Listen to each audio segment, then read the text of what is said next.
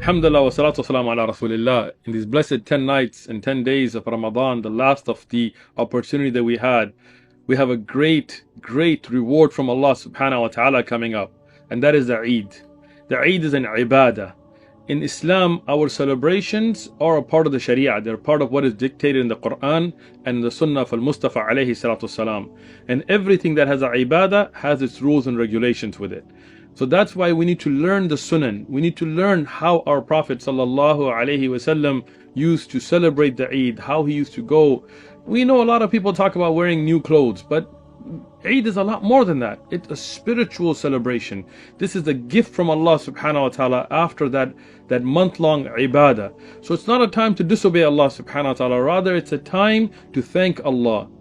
The day of Eid, Eid al-Fitr, is the day where we celebrate finishing the month of Ramadan. Yes, we eat, yes, we drink, but we don't go into exaggerations. We don't go into things that will disobey Allah subhanahu wa ta'ala.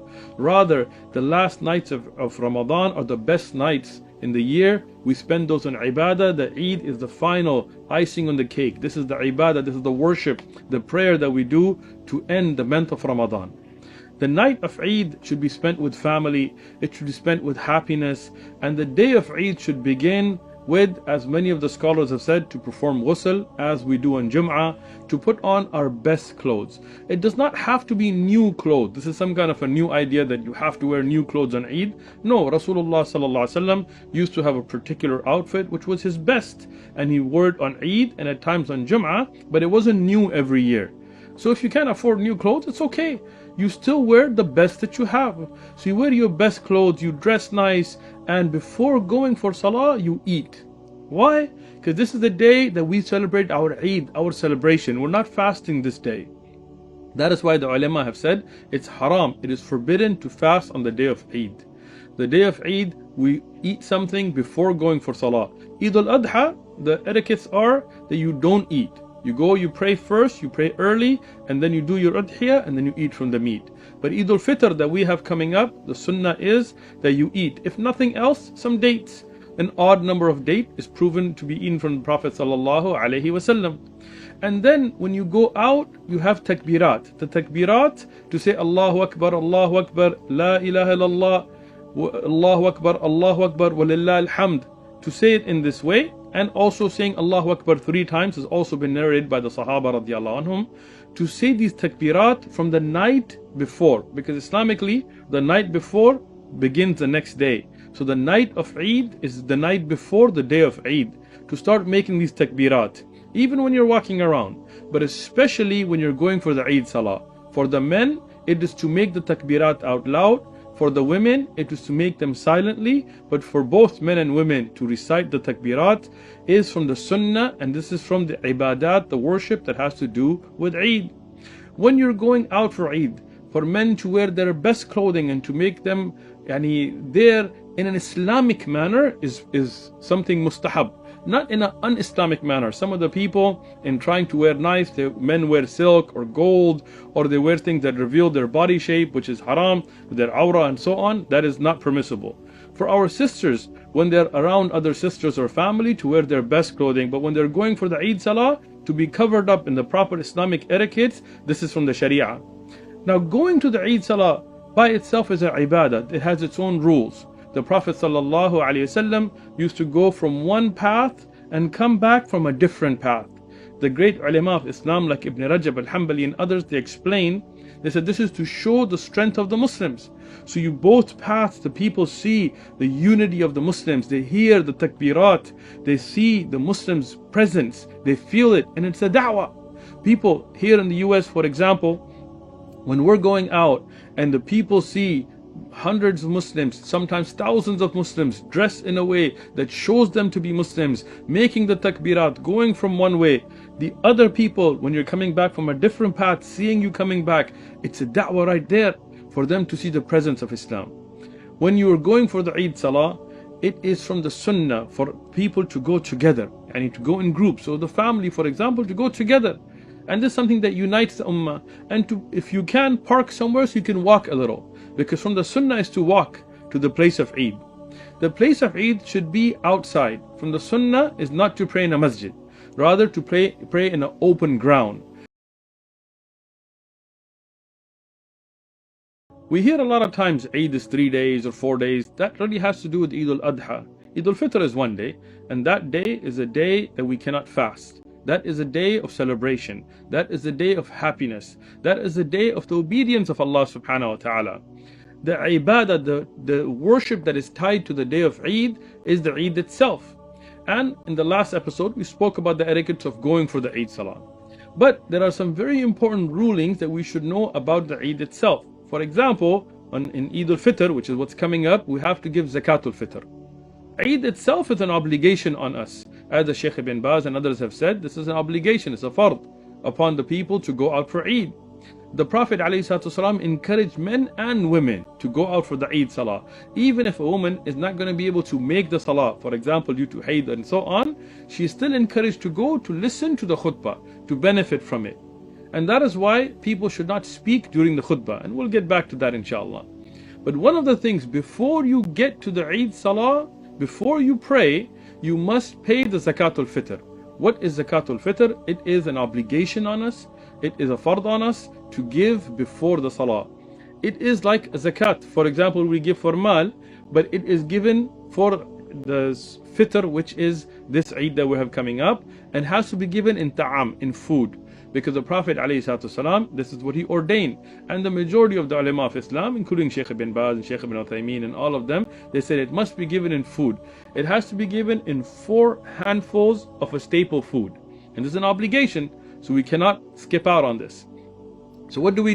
We find the needy Muslims and we take out food. For example, in a country where the staple food is dates, you can use dates.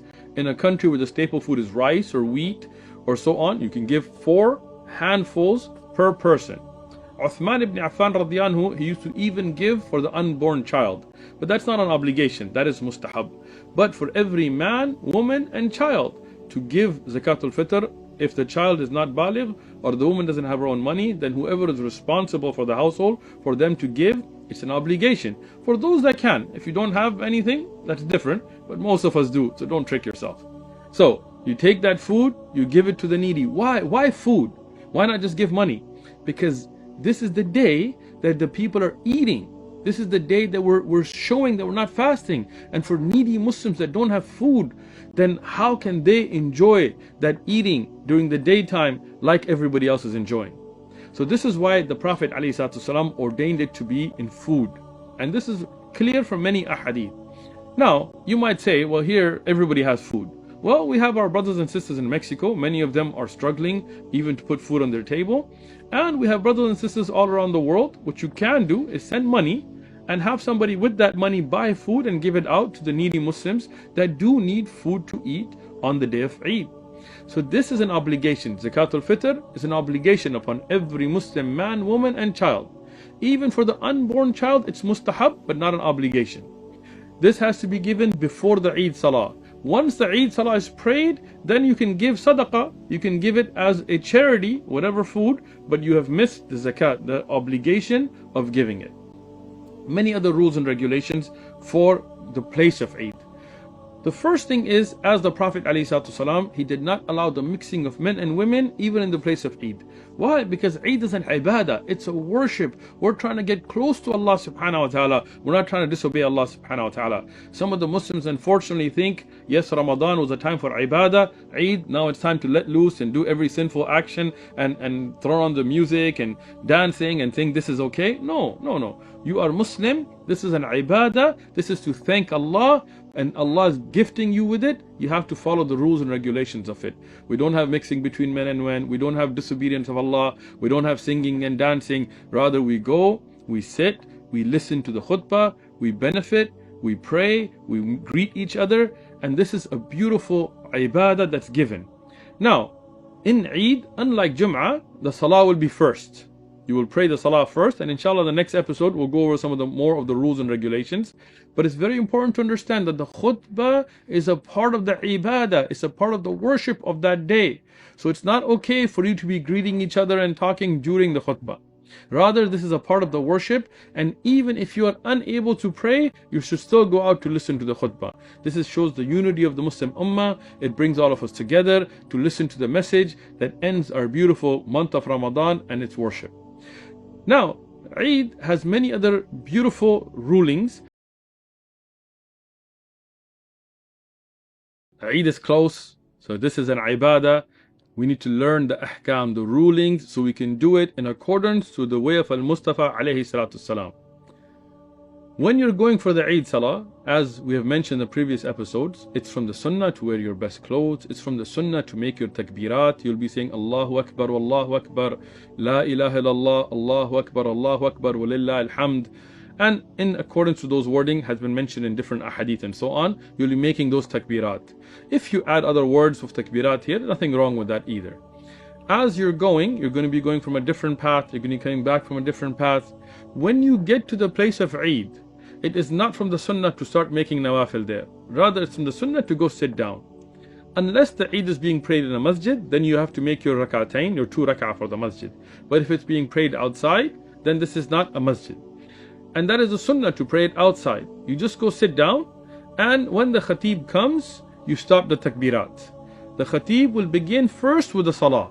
Unlike Jum'ah, where you have the khutbah and then the salah, in the Eid, it will be the salah, then the khutbah. There is no adhan and no iqama for Eid. There is no adhan, no iqama. When the imam comes and he begins, you just get up and start. When the imam comes, he will make rak'atayn. He will make 2 rak'at, 2 units of prayer. In the first one, he will make the takbir and then make 6 additional takbirat. Now, there is some khilaf of madahib and things, but what we see from the most authentic of narrations is this. You make the first takbir, which is what you do regularly in salah. The imam will make 6 additional takbirat. With each one, you will say Allahu Akbar and raise the hands. So you begin Allahu Akbar, then 6 more times with the imam. You say Allahu Akbar, raising the hands every time and bringing them back to the folded position in the middle. When you're done with the 7 takbirat, one was the takbirat al-ihram and 6 additional, then the imam will recite al-Fatiha, and then he will recite something from the Quran. Different narrations have mentioned Surah Al-Ala and then Ghashiyah and so on to be recited in the salah, but anything from the Quran can be recited there. After that, the imam will go into ruku' and get up from ruku' as regularly done in salah, in sujood and so on.